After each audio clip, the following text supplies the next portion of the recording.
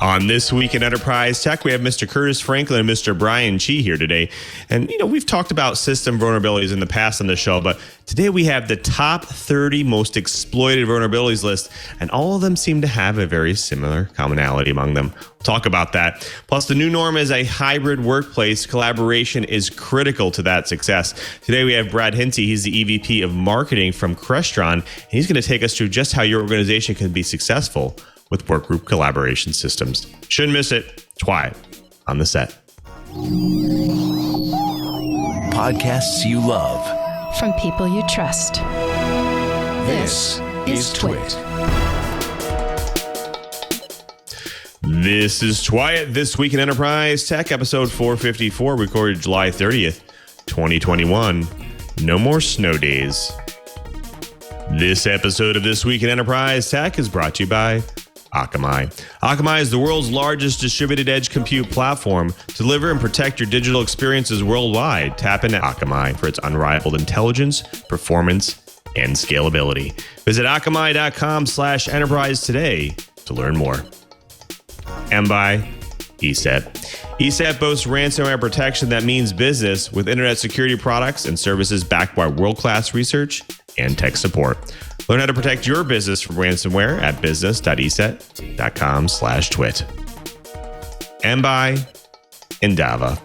Subscribe and listen to Tech Reimagine, the podcast from Endava, from wherever you get your podcasts.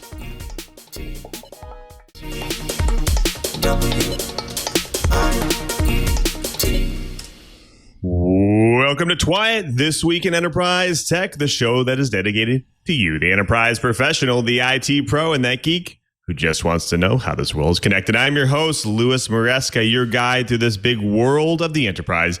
But I definitely can't guide you by myself. I need to bring in the professionals, the experts in their field, starting with our very own enterprise and security expert. He's a senior analyst at Omdia, and he's Mr. Curtis Franklin. Curtis, how are you, my friend? I'm doing reasonably well. I'm just all in a near frenzy, getting ready to head out to Las Vegas next week. My virtual part of Black Hat will be on Monday. If you'd like to attend the Omdia Analyst Summit, I'll have the link in my Twitter feed.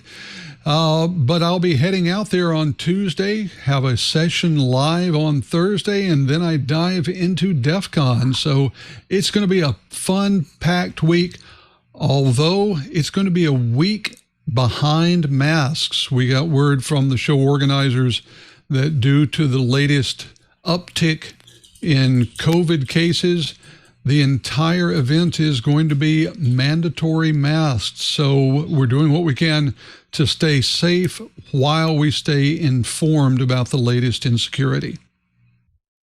Fantastic. Sounds like a very fun-packed week. Looking forward to that. Well, speaking of constantly, unpacking, he's the guy who never sits down. He's network and security expert, and he's our very own Mr. Brian Chee. Cheebert, how are you doing, my friend? And how's the unpacking going?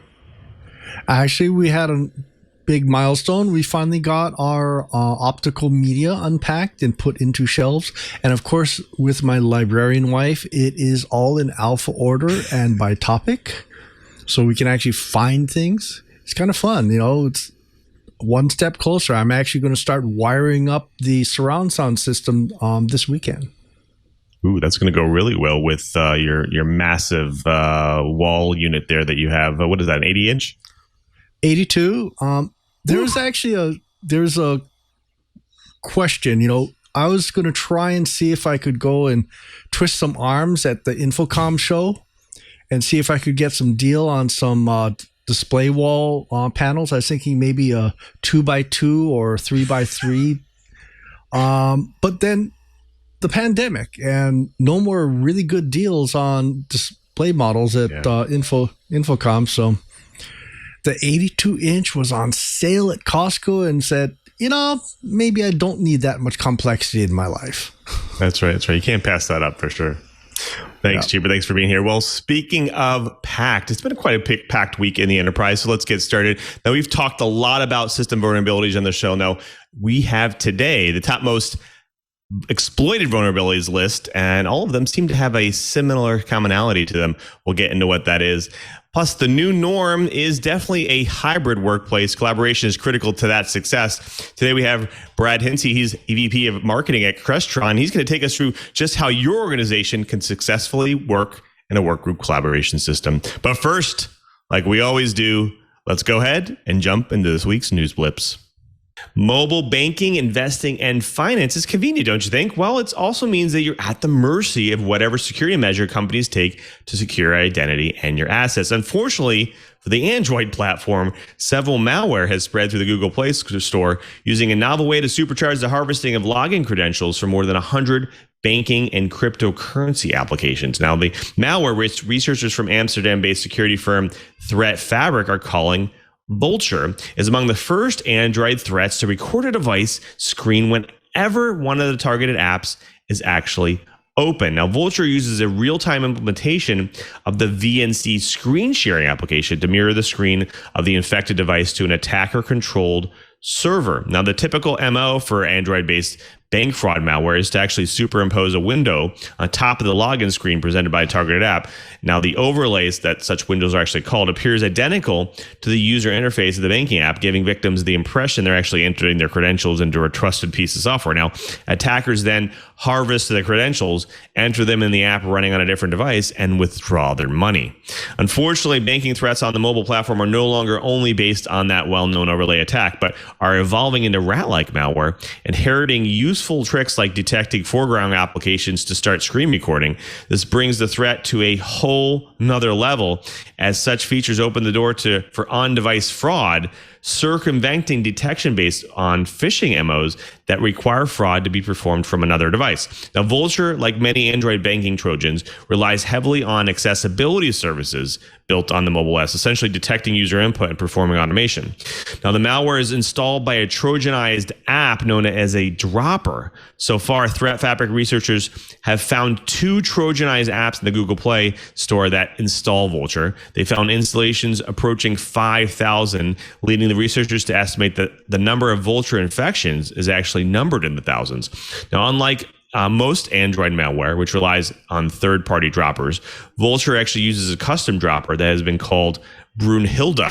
Now, while Google has removed all Play Market apps known to contain Brunhilde code, the company's track record suggests that the new Trojanized apps will probably reappear. Now, what should you do to actually protect yourself here? Well, you should only install apps that provide useful services, and even then, only apps from well-known publishers, as well as apps that are signed in a good place. And also make sure that they've been out for a while. They've been released for a while. You should also pay close attention to user ratings and app behavior for indications on possible malice. Or you could just use your financial institution website.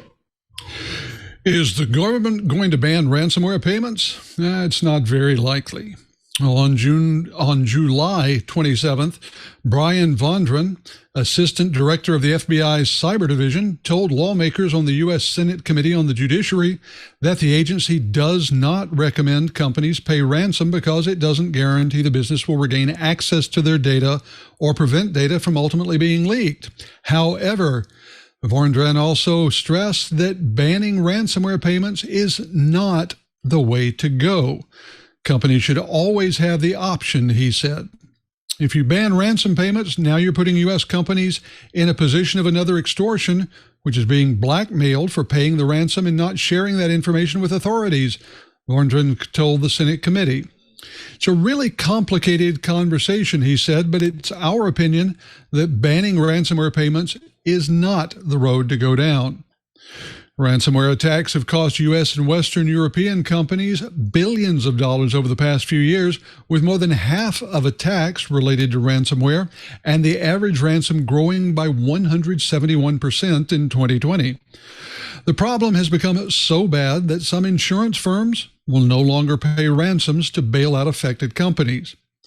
The concerns come as governments search for solutions to the plague of attacks coming from cybercriminals who see U.S. and Western European companies as cash cows to milk with crypto ransomware and cyber extortion. The FBI and other Department of Justice officials did make the case for mandating the reporting of ransomware attacks and other breaches. Quote, because far too many ransomware incidents go unreported and because silence benefits ransomware actors the most, we wholeheartedly believe a federal standard is needed to mandate the reporting of certain cyber incidents, including most ransomware incidents, end quote. Borntrend stated this in written testimony and included, unlike other types of cybercrimes, the victim will almost always know when a ransomware incident has occurred. The scope and severity of this threat has reached the point where we can no longer rely on voluntary reports alone to learn about incidents. Well, a bipartisan infrastructure deal will provide $65 billion, that's a billion with a B, for broadband deployment and require ISPs that receive funding, quote, to offer a low-cost, affordable plan, unquote, according to the White House the other day. President Joe Biden pledged early in his term to lower internet prices, and this appears to be the first tangible result. Although it would only affect ISPs that take the new funding, and the White House didn't release key details about the affordability of the internet plans. A White House fact sheet on this $550 billion infrastructure deal with senators included 2 paragraphs summarizing the broadband portions. That is, more than 30 million Americans live in areas where there is no broadband infrastructure that provides minimally acceptable speeds, a particular problem in rural communities throughout the country. The deal's $65 billion investment ensures that every American has access to reliable high-speed internet with a historic investment in broadband infrastructure deployment, just as the federal government made a historic effort to provide electricity to every American nearly 100 years ago. The bill will also help lower prices for internet service by requiring funding recipients to offer a low-cost affordable plan, by creating price transparency and helping families comparison shop, and by boosting competition in areas where existing providers aren't providing adequate service. It will also help close the digital divide by passing the Digital Equity Act, ending digital redlining, and creating a permanent program to help more low-income households access the internet. So the catch is this only affects the ISPs that take the money and doesn't define what affordable costs or acceptable speeds are. So only time will tell whether he's actually doing something or is just a paper tiger. So I want to take a moment to talk a little about microservices. Now, microservices emerged 10 years ago as, that one of the examples of the convergent evolution that sometimes happens in software. Now, while that term can be credited to James Lewis and Martin Fowler at ThoughtWorks, the global software consultants, similar ideas are being discussed by Adrian Cockcroft at Netflix and other Silicon Valley firms. Now, in the decades since the term was coined, we've seen a large rise in things like Kubernetes, service mesh, and the beginnings of serverless. And we're starting to see the influence of microservices being applied to the front end as well. Now, alongside horizontal scaling practices, microservices allow developers to deploy code more rapidly, favoring the replaceability of components over that maintainability.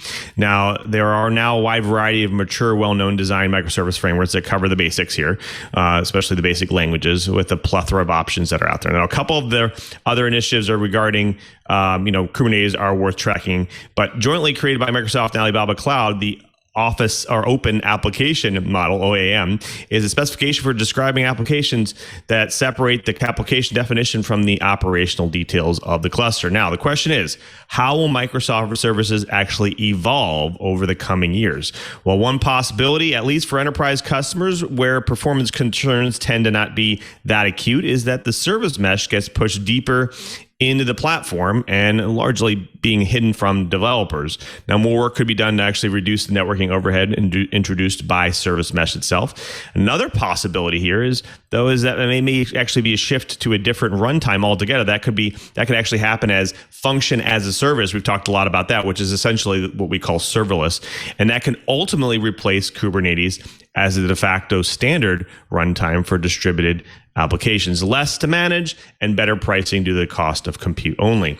Now, another area that remains challenging has to be the overall system architecture and the related issues around the team organization and structure. Now, I've talked a lot about in the past domain-driven design. It's a cornerstone of some of the microservice movement that's out there, and it's something that should be considered by any software architect. However, even regular developers like myself here need to have some understanding of how the scope of entities and boundaries and a lot, which comes back to API design, which is actually hits home for me. Now, anytime an architecture stands the test of time, our architecture itself stands the test of time in a never-changing environment, it provides hints into the solutions and its evolutions as the requirements become more complex. If we haven't already, it may be time for you and your organization to familiarize yourself with scalable and secure microservices design and implementation. Well, folks, that does it for the blips. Next up, the bites. But before we get to the bites, we do have to thank a really great sponsor of This Week in Enterprise Tech, and that is Akamai. Now, when you are in software and services like I am, you think scale, and you definitely always think Akamai. Now, I've been using Akamai for many, many years, utilizing their unparalleled CDN support for scaling and requiring low latency. But, we've also talked a lot about microservices on the show and how organizations choose that.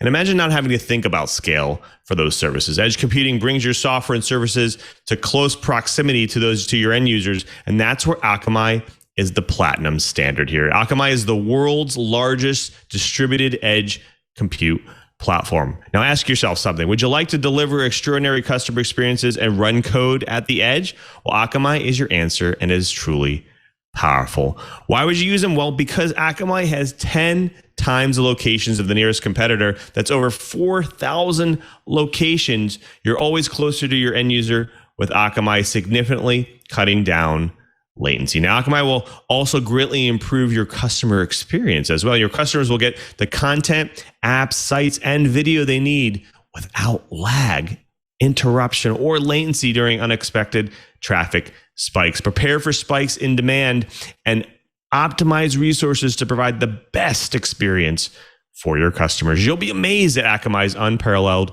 performance, and you'll always be one network hop away from 85% of the world's internet users.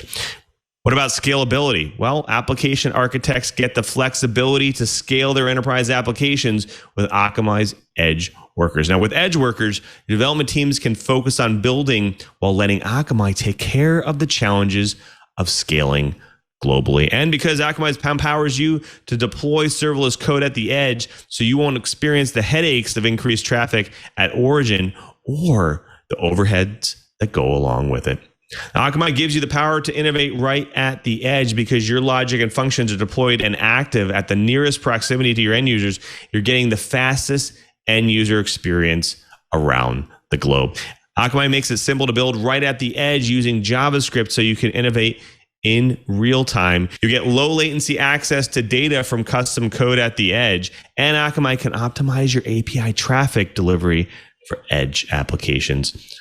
But what's the cost? Well, even with its unrivaled intelligence, performance, and scalability, Akamai is comparatively priced. Because limits are set per request, you can be sure your workload will scale no matter the size of your user base. And being serverless means you'll see decreased overhead at the origin too. Akamai and their reputation, they're trusted by the biggest brands in the world, and you're getting 10 times the locations of competitors for the fastest customer experience available. So check out Akamai website to learn more about edge computing, even have a conversation with them directly. You might be surprised by just how competitive the price is. Build closer to your end user with Akamai, the world's largest distributed edge compute platform. Visit akamai.com/enterprise today to learn more. That's akamai.com/enterprise. And we thank Akamai for their support of This Week in Enterprise Tech. Well, folks, it's now time for the bites. Now, it probably wouldn't be surprising to our audience here or our hosts if I told you that the top 30 most exploited vulnerabilities list given by the feds, that's right, are basically the same ones that haven't been updated for a long time. Now, in a joint advisory, the US FBI and Cybersecurity and Infrastructure Security Agency, the Australian Cybersecurity Center, and the UK's National Cybersecurity Center listed the top 30 most exploited vulnerabilities. Now, the vulnerabilities reside in the host of devices or software marketed by the likes of Citrix, Pulse Secure, Microsoft, and Fortinet. Now, 4 of the most targeted vulnerabilities last year resided in VPNs. Surprising? Well, the cloud-based services and other devices that allow people to actually remotely access their employers' networks, well, there's vulnerabilities in there. But despite the explosion in the number of work-from-home employees driven by the pandemic, many VPN devices remained unpatched.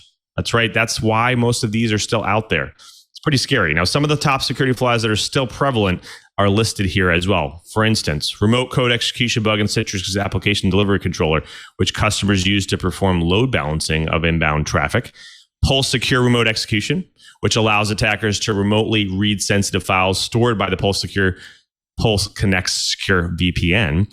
Another path traversal weakness in VPNs made by Fortinet, and plus a code execution vulnerability in the Big IP advanced delivery controller made by F5. Now, the vulnerabilities, all of which have received patches from the vendors already, have provided the opening vector for an untold number of serious intrusions that are out there right now. For instance, according to advisory that the U.S. government issued in April, hackers working from the Russian government routinely exploited the Fortinet's weakness, Pulse's arbitrary file reading weakness, and Citrix's vulnerabilities as well. Now, I want to bring my co-host back in because I'm curious to see if this is surprising to them that the top 30 is basically just things that are unpatched. But Curtis, I want to throw this to you first. Now, in my line of business, I found organizations are notorious for dragging their feet on updates. What do you think is driving the inability or willingness to stay up to date here? I think it's a couple of things, but first and foremost is bad software development practices. And I want to bounce back to you at some point on this one, because there are far too many cases where I have heard an IT administrator say that they would love to update, love to keep patched, but that every time they try to patch, every time they try to update, it breaks a critical enterprise application that has been written to take advantage of certain very particular version-specific features of an operating system. Years ago, we saw this sort of thing with a couple of notorious versions of Microsoft Explorer, where you had to use, I think it was IE6, or nothing would work. And that went on for a long time, even after Microsoft had released IE 7, 8, 9. I don't understand why developers decide that the only way to gain performance is to make use of super secret features that are only available for a short time, when we know that developing to standards is the way to keep things as forward-looking and as future-proof as possible. Now, the other reason that companies are going to hate to patch and update is the cost of doing so. I mean, in most cases, it does have a real human resources cost to go through, and especially if you've got something that is a workstation update, make sure that every corporate workstation is updated. This is why automation is so critical for vulnerability management and mitigation. So you got these two things working together, and just for spice, you can throw in basic human laziness. But Lou, I want to get to your opinion on this. You've certainly known developers who said, "Oh, I found this great new undocumented piece of code in a particular version of an operating system. I'll use that, and it will save 2 clock cycles every hour on my application." Is this genuinely a good and best practice for development, or is this people trying to be cuter than they should in generating their code?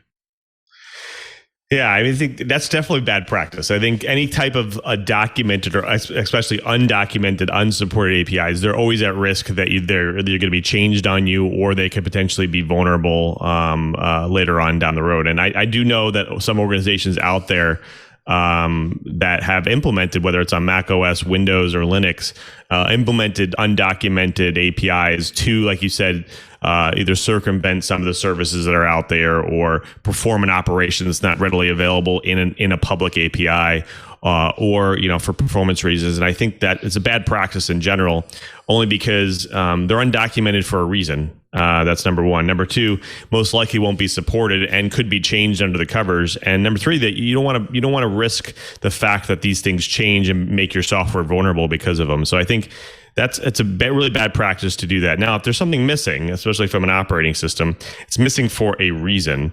And so going in and approaching the OS companies, whether it's Microsoft or Apple, or your brand of Linux out there, why is it missing is really the important question.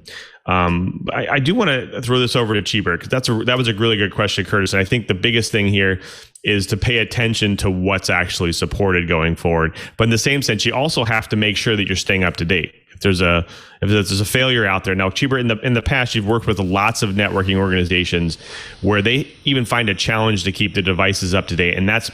What is that, an operational problem, or is that just in general, again, like Curtis said, maybe it's just a laziness thing? It's one of those things where you look at it and you say, no, say it ain't so. An awful lot of companies, whether it's they're too cheap, they're trying to cut back, or I don't know what, justify it whichever way you want. They are not providing security patches on firmware updates unless you have a maintenance contract. Now, there are a lot of companies, so this is not the whole industry, where you can still get critical updates. You just can't get feature updates. So like, for instance, I like calling out SonicWall. I've done a lot of work with them. You can always get security updates. Anytime a critical security vulnerability shows up for a SonicWall, those firmware updates are always free, whether you have a contract or not.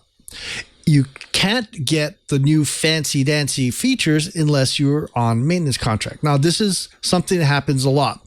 Now, one of the things that has been coming up more and more is lots and lots and lots of people from all over the world have been asking me, well, Cheebert, you're using a SonicWall, but I can't afford one.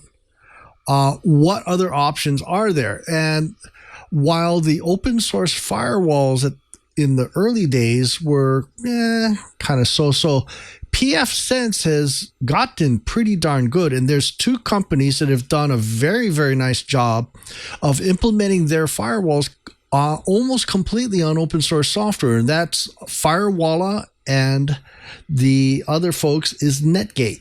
Both of those have been advertising free upgrades for the pfSense portion, which is the security portion.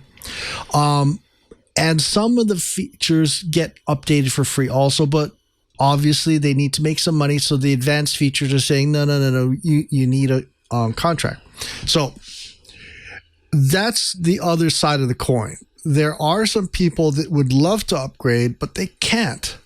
I need money from you before I'm going to let you have more of my updates.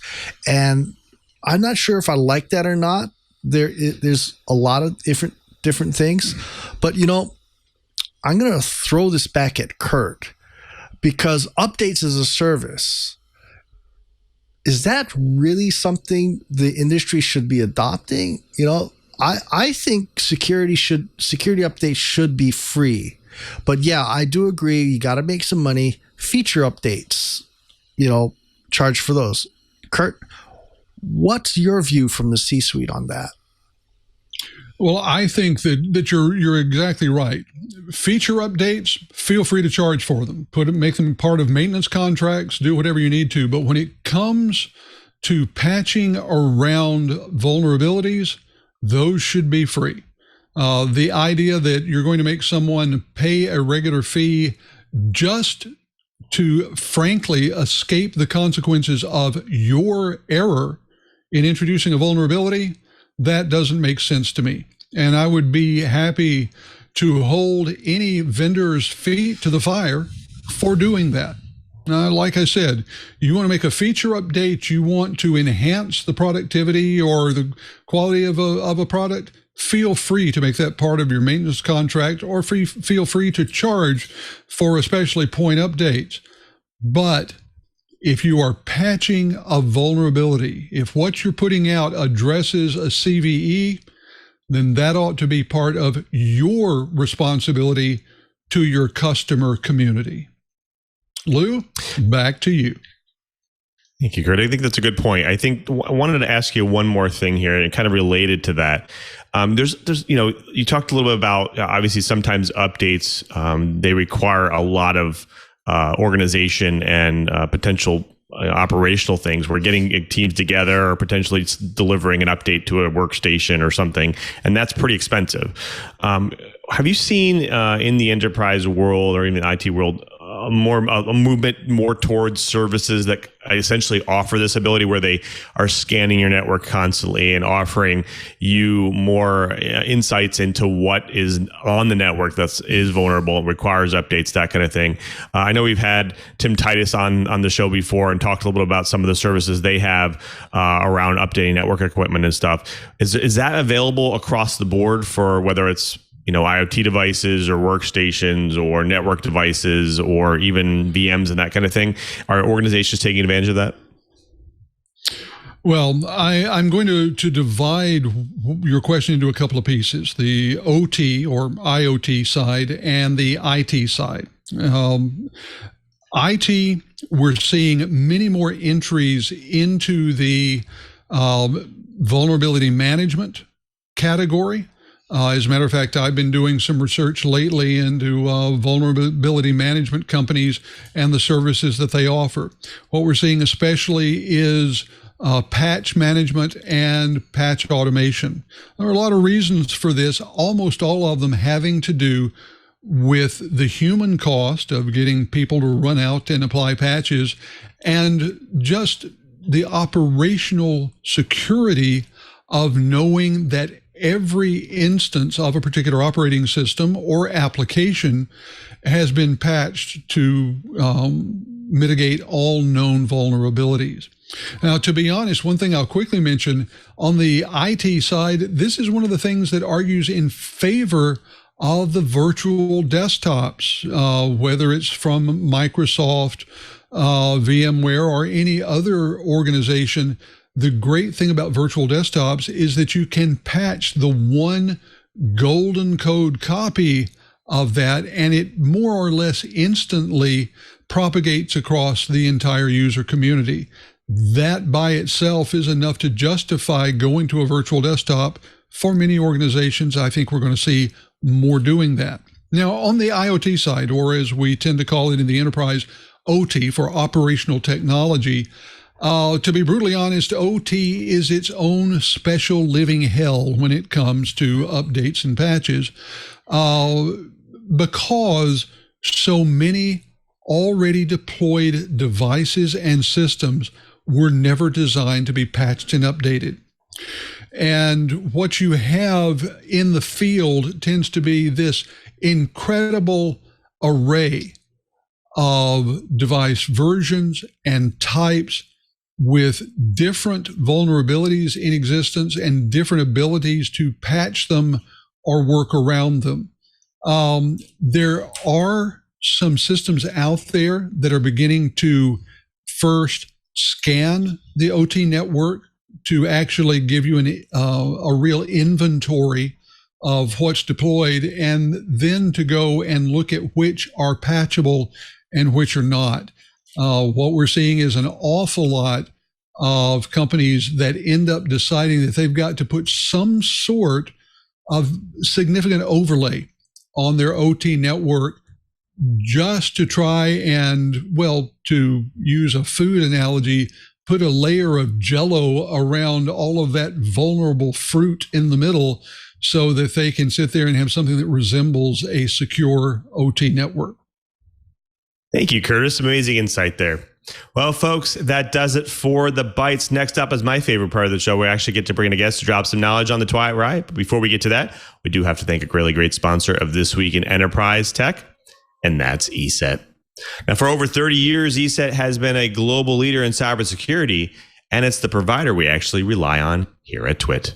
Now, successful ransomware attacks are in the news every day, and as a small business, we need to be protected from these attacks with a solution we can trust. Now, with nearly 2,400 U.S. companies, healthcare facilities, and more falling victim to ransomware in 2020 alone, we trust ESET to keep us from becoming just a statistic. Now, the solution's blocked advanced threats with multiple layers of protection built right in and light system footprint, so you don't even know it's there. Now, we're excited to talk to you about ESET Protect Advanced. Now, it has a ton of great things you can take advantage of right away. Let's talk about the security management console and what it gives you. Now, it gives you real-time visibility of all your endpoints and plays a vital role in preventing and detecting ransomware. Plus, you can even use it on-premise or via the cloud. And with its advanced features like server security, mail security, and more, that help you sleep a little bit more sound at night, knowing you're always protected. Not only does ESET care about protecting your business with solutions like ESET Secure Authentication, they offer resources especially designed for your employees to protect themselves and your company against things like ransomware, phishing, and phishing attempts. And one of these resources is actually multi-factor authentication. Now, if MFA is not already in place at your company, you want to seriously consider ESET Secure Authentication, as it is essential to preventing ransomware and other invasive attacks. Now, MFA is user-friendly for employees, and it's easy to deploy for you and your organization. It can be used with Office 365, Google Apps, and Dropbox. Now, once your employees' logins and endpoints are secured with MFA, it's time to train them for battle against online scams. Now, you've heard this stat before, that 95% of all breaches are caused by human error. So your first line of defense to make things better here is always going to be your employees. Now, ESET has made learning fun with their cybersecurity awareness training and interactive gamified training that actually teaches employees how to recognize phishing, create strong passwords, and follow best practices on the internet, all in under 90 minutes. We've been using ESET for years, and as you can see, they continue to innovate not only through their products, but educational tools that can add a vital layer of protection to your business. You're definitely going to want to check them out. Successful ransomware attacks are in the news every day. Trust ESET to keep you from becoming a statistic. Try an interactive demo of ESET Protect Advanced at business.eset.com/twit. Ransomware protection that means business. Get protected today. Learn more at business.eset.com/twit. And we thank ESET for their support of This Week in Enterprise Tech. Well, folks, it's my favorite part of the show. We actually get to bring in a guest to drop some knowledge on the TWiT Riot. And today we have Brad Hintze. He's Executive VP of Marketing of Crestron. Welcome to the show, Brad. Hey, everybody. Thank you for having me on. Absolutely. Absolutely. Now, our audience loves to hear people's origin stories. Now, can you take us through just a short journey through tech and what brought you to Crestron? Yeah, so I have been at a number of startups. I started way back early in my career, working on way back in the early days of Web 2.0, a development platform to build rich web applications, drag and drop, all that kind of fun stuff before Ajax, connecting it to various APIs, Salesforce, Microsoft Exchange, went on to mobile device management startups, and then made my way into commercial automation by way of smart home and residential automation from Control4, where we were doing smart lighting, audio and video control, security, shades. And now I'm here at Crestron, where we're doing the same thing in enterprises and commercial applications. Fantastic. Well, let's get a little bit into Crestron. I think it's an area we've touched on before here on TWiT, and it's the whole concept of collaboration. And I think what I wanted to go into first is obviously as a lot of organizations start to move back to the on-site workforce, we're still moving into that hybrid world where a lot of people are still staying remote.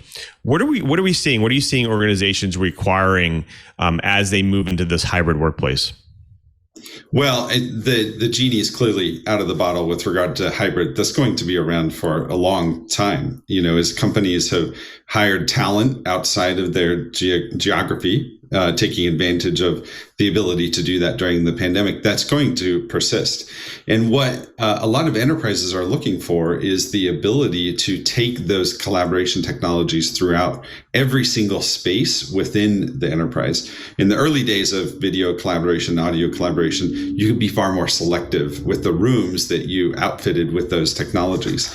But now, even it's no longer the board meeting or the larger company meetings that required that technology. Now it's one-on-one meetings, it's small team huddles, it's medium-sized meetings. And so you need to take audio and video control into every one of those spaces so that you can enable that quick, easy collaboration and, migrate from your desk or a personal, a hot desk or something like that into this collaboration space so that you can keep working really efficiently. So as you touched a little bit on this, and as you move back into these spaces, now obviously organizations, they have meeting rooms. They're going to have this kind of virtual space where hybrid people will have to be able to connect, whether they work remotely or locally. How is this going to work? And one challenge I have with a lot of meetings, I have meetings with organizations all over the world, and we'll have this thing where you have presence in a collaboration space, like let's say a meeting room, but then you'll also have online presence. And the challenge here is that kind of the collaboration that goes on in the actual meeting room sometimes gets lost to the people who are online. And so what are some how are organizations kind of over getting beyond those types of challenges? Well, it's really interesting. Before, it used to be point to point, like one conference room to another conference room. And so you didn't have the same problem. And during the pandemic, we're all on our laptops or we're all in an individual space. And so we are all equal on that same footing Now, in that scenario, a lot of businesses are, the team, some of the people in the room can actually be at a disadvantage from the others too, because who do I talk to, right? If you're talking to a colleague in the room, but you're both looking at the TV, it's like, where should I be looking? And so what we're seeing is a lot of questions about speaker tracking, right? Can you build some technology that has multiple cameras or some intelligence to really zoom in and keep track of who is speaking, and not just who's speaking, but who are they speaking to? I think that's one. The other is also within the room, that natural way of communicating with each other. If there's only one TV in the front of the room, and yet you've got a horseshoe shaped table and people scattered around it, you've got that fight with where do I focus so I be inclusive. And so actually installing displays around the room so that you can look over the shoulder of somebody you're speaking to see remote participants is another one of those. And then using microphones coordinated with the intelligence in the cameras to help make sure that you're centered on the right parts of the conversation. Those are some of the things that a lot of enterprises are asking us to help them solve in this new world. Because now, the old fight used to be get everybody to turn their video on. Now it's about how do we make it as efficient and collaborative as possible, because it really is deeply embedded in our world. Another aspect of that, we've all gotten used to the convenience of chat. So you have the video and audio dialogue that's happening in the meeting, but you also have the chat dialogue. And in a scenario where you have hybrid, some in a room, some out, how do you maintain the value that provides, while giving also the in-room employees or the in-room participants access to that, to participate, to read, to see what's going on there too. So some really interesting new challenges to solve. Now, one thing I've seen in organizations, you walk into an organization in the past and you'll see that they tend not to pay attention to the seamless integration of all the systems. Like, for instance, whether somebody's writing on a whiteboard or whether the call is active or not, or who's present or who's not. Is that changed the need for more of a dedicated system, a system that's kind of encapsulates all areas to make sure it's all integrated? Yeah. Yes, absolutely. Because, you need to coordinate all of those things to make it work really seamlessly. Think about what things like Microsoft Teams have done for audio calls and video calls. It wasn't that long ago when we were the dummies sitting in a conference room, typing in a bunch of numbers, trying to get the conference line opened up. Now it's one click to get to a meeting or get to a colleague. And so that is the expectation from employees in order to get them to use this kind of technology, but also seamlessly bridging the in-room with the external. You have to be able to see the whiteboard and all the other room technologies coming together. There are other things too, right? We're used to presence indicators on things like Teams. Somebody's in a call, somebody's available. Well, the same is true for meetings. How can you look down the meeting rooms, right? The available meeting rooms, find one that's available and jump in it really quickly or schedule it really quickly. So there are a lot of aspects related to the room technology that, these new situations or scenarios that are coming up as a result of hybrid work that we really have to figure out a great way to tackle. That then goes into how do you manage all of this at scale too, right? If you only had 1 or 2 or 10 boardrooms that had video conferencing technology, now you have 1,000 rooms that require that, 1,000 rooms of devices that you need to manage. That's a whole nother dimension of challenges that enterprises are faced with in terms of enabling collaboration. So I want to ask one more question, and I'll bring my co-host back in because they're chomping at the bit here. One of the things that we've seen in the kind of remote workforce is new technology has been instituted. Like you were talking a little bit about, people integrating chat, with kind of sharing and so on and so forth. But we're seeing a lot of, essentially for the remote and the hybrid workforce, especially on site, new technologies being integrated into the conference rooms and into the collaboration spaces.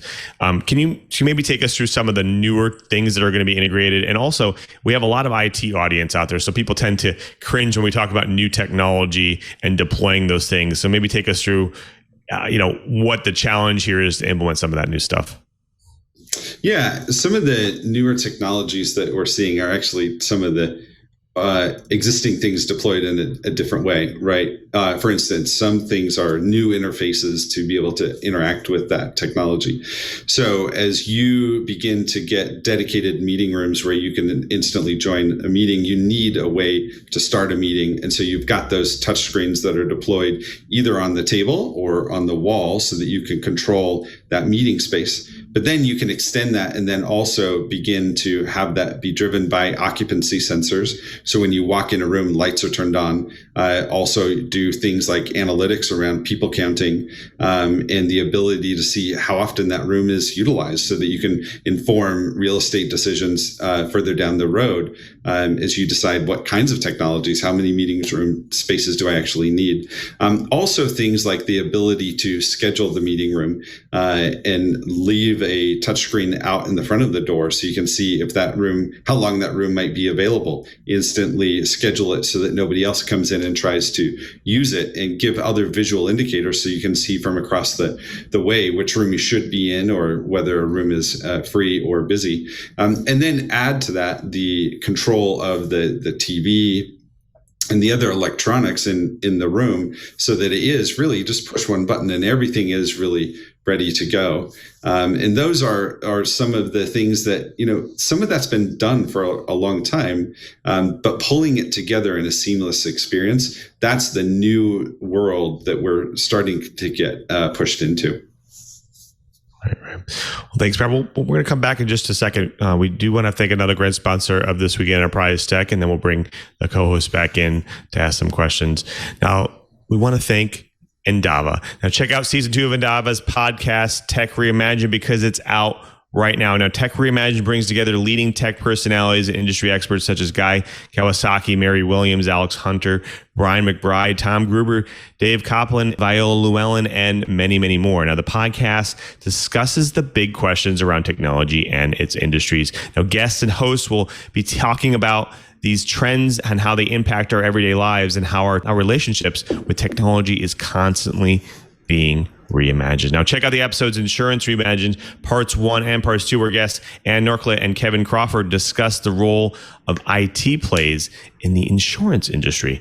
Or 2 episodes about the role of AI Reimagined. Boris Sergal and Radu Orgadon talk about the regulations, accountability, and expectations that arise when using AI to solve complex problems. They discuss what the future holds for this technology and for the individuals who are using it on a daily basis. Now, interested in shopping? We'll catch parts 1 and parts 2 of our shopping experience reimagined with guests Thomas Beechin and Jeremy Mays, where they dive into some of the most significant shifts they've seen in customer behavior over the last 12 months, including the increasing popularity of direct-to-consumer and buy online, pick up in store, and how the shift to digital is pushing people and companies to reimagine the way they shop. Now, Endava has been reimagining the relationships between technology and people. Tech Reimagined explores this relationship on a deeper level with a look at the most recent experiences with technology and its experts. Learn more about how tech is becoming so much more in this world, and that's constantly growing and changing. It's a podcast you definitely don't want to miss. Subscribe and listen to Tech Reimagined, the podcast from Endava, from wherever you get your podcast. And we thank Endava for their support of This Week in Enterprise Tech.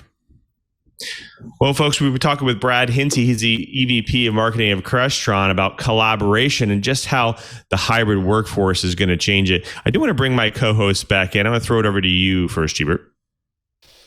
Well, I'm curious. So I'm a Crestron customer. I'll admit that. And it's been a spectacular system, and it controls a very, very nice video wall. However, it was wicked expensive to get built because I was paying for certified professionals to do the programming. So I'm curious, are you starting to see a trend where, I'll use the Kickstarter for AnyMote as a example. There are more and more small workgroup systems that are coming out that are user set upable. I guess that's the word. Is Crestron seeing this? Is Crestron going to be embracing this for, say, the smaller workgroup equipment?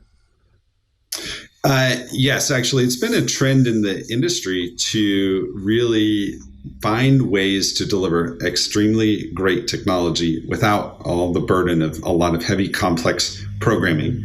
So we have been making a lot of investment over the last several years to bring some, a different approach to configuration. It's more configuration rather than programming. And so there are a number of our products that actually have had this capability extended to them. So it is much more approachable. You can bring in a lot of that technology, and it's actually across most all of our platforms now, whether it be the Flex video conferencing platform or the digital media platform, to create those video walls where you can get that configuration.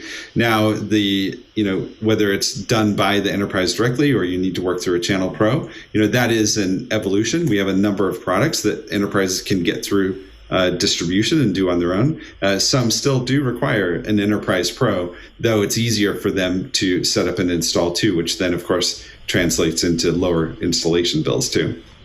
Super cool. Well, I'm seeing one more trend that's happening now that the pandemic is winding down, maybe. I'm hearing a lot of people saying, well, we're not going to want to do that half an hour, 45-minute commute anymore. I'd rather go and do a collaboration center closer to me. Are you guys seeing this, or am I just catching a few oddballs in there? No, we're hearing a lot of that from our customers, and really, where, previously meeting rooms might have just been a meeting space just for ad hoc, whatever, it really comes back down to, okay, if we have all this space, how can it be really purpose built to focus on collaboration rather than just day-to-day meetings? And so a lot of people are redesigning those spaces to ensure that they have really great capabilities in order to do that. So whether that's a lot of the whiteboard technology, so you can stream to remote employees, but also just ensuring that the room works. Because if you're only coming in 1 or 2 days a week, you want to make sure everything is all up and running too, so that you can really be efficient during that time. But it is, a lot of people are stepping back and thinking about, well, how can I use technology differently to enable this different style of collaboration? But it's clear rooms aren't going away. They're just being approached in a different manner. Thanks, Brad. I do want to bring in Curtis as well. Curtis? Thanks so much. One of my questions involves culture. Now, we had heard a lot, say, 2.5 years ago, about the disadvantage that working remotely would put employees at because they weren't there to be part of the politics and the common discussions that happen in an office. Over the last 18 months, a lot of those conversations have gone away, but now as people start to get back to the office, we're hearing them again. Do you find, or do you believe that having the right quality in collaboration techniques, especially video collaboration technology, can help reduce some of the impact of the difference between in-person and in-office employees? It's a really great question. And yeah, we started the top of the segment talking about the equitable footing for everybody, whether they're hybrid or remote. Video and audio plays a real important role in doing that, particularly in those meetings where you have that mix. That's why things like speaker tracking, that's why high quality microphones so you can pick up all of the conversation, and then speakers, of course, so everybody can hear the remote attendees. It's really crucial to invest in great technology and have great meetings. We've all been in those situations where we are the remote attendee and you can't hear anything because everybody's all talking at once, and you need to invest in that proper technology so you can have a great culture and not alienate your remote attendees. That's very good. And the other question that I have really is tangential to that, but looking at the kind of technology we have available, both from the video room and video wall all the way down to webcams and even telephone-based cameras, are you finding that people will assign different importance to meetings based on the quality of the presentation and the connection? I mean, are we getting to a point where there are going to be sort of de facto standards where if you want to do just a casual one-to-one, a particular quality is acceptable, but once you get up to, say, making client presentations or giving a presentation to the board, then you want to make sure that you're using a more formal, more pervasive kind of technology in the way we might have worn a more formal suit in the past. Yeah, certainly. Some of that was true before in terms of where they invested. Now that you have video and audio in many more spaces, you will have those purpose-built deployments. Actually, we had a major customer in a couple of weeks ago, and they were exploring setting up a variety of rooms for very specific tasks, right? They were a creative enterprise. And so they had this type of meeting where writers are going through a story. And then you have this type of meeting where you have creatives that are reviewing art. And then you have this type of meeting where executives are being pitched on ideas. Each one had a different application and a different kind of installation, even though the base technology, video conferencing, kind of drove a lot of it. So the same, I believe, will be true in one-on-one, small group, and then those other more purpose-built meetings. And so people and enterprises need to approach the installation, the choice of products, and the choice of technology in a very deliberate way now, right? It's no longer, it won't suffice any longer to just simply slap a webcam in a small room. You need to be far more deliberate about what type of activity you're trying to enable in there. Thanks, Brad. We're getting a little low on time, but I do want to ask one more question. I've seen some new technology, some announcements out there about the Crestron Flex phone. You can tell us a little bit more about that? Yeah, the Flex phone is one of those things that I think early on in the pandemic, some of us might have said, oh, we'll never have a desk phone ever again. Our laptop is perfect for that.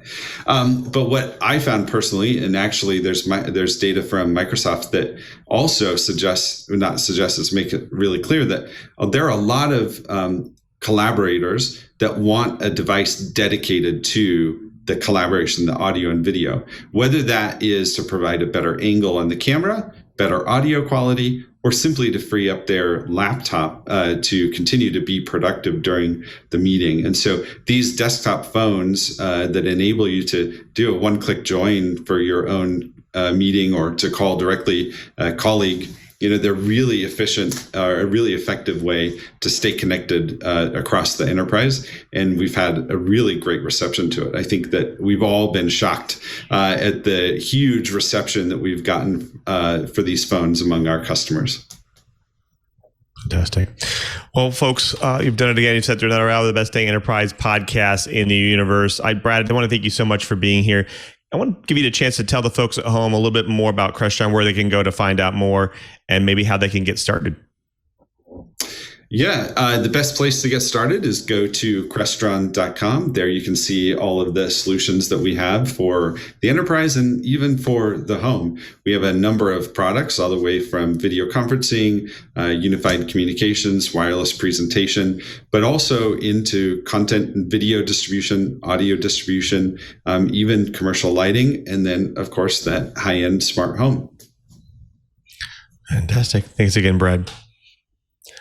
Thank you, folks, again, thank you so much for being here. You've sat through another hour of the best dang enterprise podcast in the universe. So definitely tune your podcatcher to TWiT.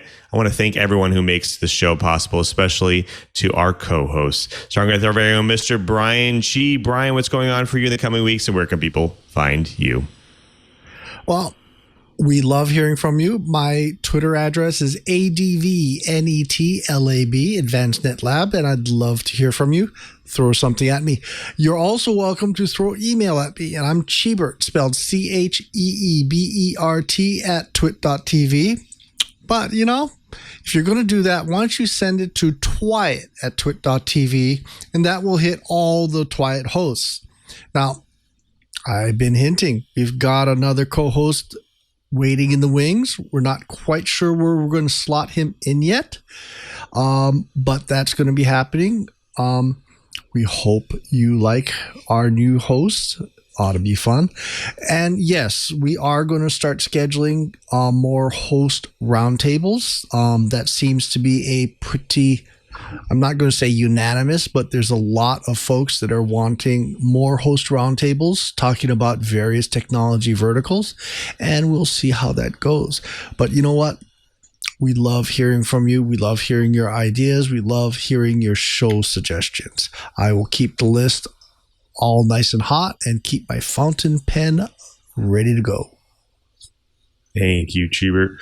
Well, folks, we also have to thank our very own Mr. Curtis, Franklin Curtis. Where can people find you and all your work, and what's going on for you in the coming weeks? Well, if people want to find me in the coming weeks, next week at least, they'll find me in Las Vegas at Black Cat and DEF CON. Remind everyone that Monday is the Omdia Analyst Summit. This is a new part of Black Cat. This year it is virtual and it is free. I'll have the registration link in my Twitter feed as well as on LinkedIn and Facebook. So follow me. Please register. We'd love to have you in the Omdia Analyst Summit. The rest of the week I'm going to be on site, and lots more to come. We're going to see how the in-person conferences go for the rest of the fall, but I'm already scheduled to be back in Las Vegas in September at a conference, giving 3 presentations, more certainly to come.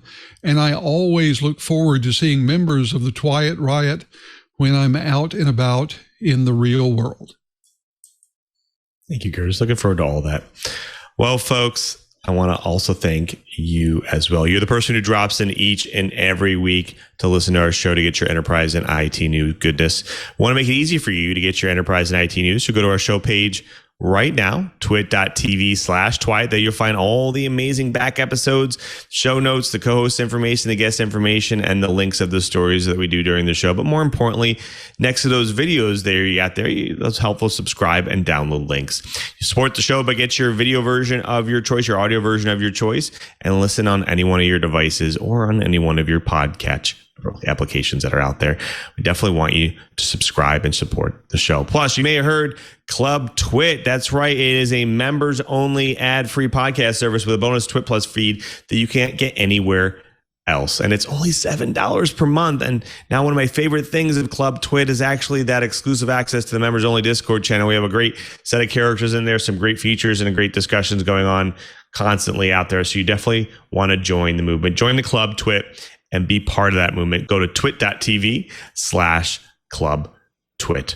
Now, after you subscribe and you're available during the Fridays at 1:30 p.m. Pacific time, we do this show live. That's right, live.twit.tv. Come see how the pizza's made. Come see all the behind the scenes, all the fun banter that we do during and after the show. And of course, if you're going to watch the show live, you might as well jump into our other chat room, our IRC chat room. It's been there for years. A great set of characters, great set of discussions in there right now. We have some great characters in there all the time. So definitely join them at irc.twit.tv. Remember, you can always subscribe to me, twitter.com/LeoM. That's my Twitter feed that I have out there. I post all my enterprise tidbits. Of course, I also have really great conversations with people like you. So definitely please subscribe and hit me up with some private message if you want to provide some show notes or some show ideas. So definitely send me some messages. Plus, if you want to do what I do, see what I do at Microsoft, you can go to developers.microsoft.com/office. There we post all the latest and greatest ways you can customize your Office experience to make it more productive for you and your organization.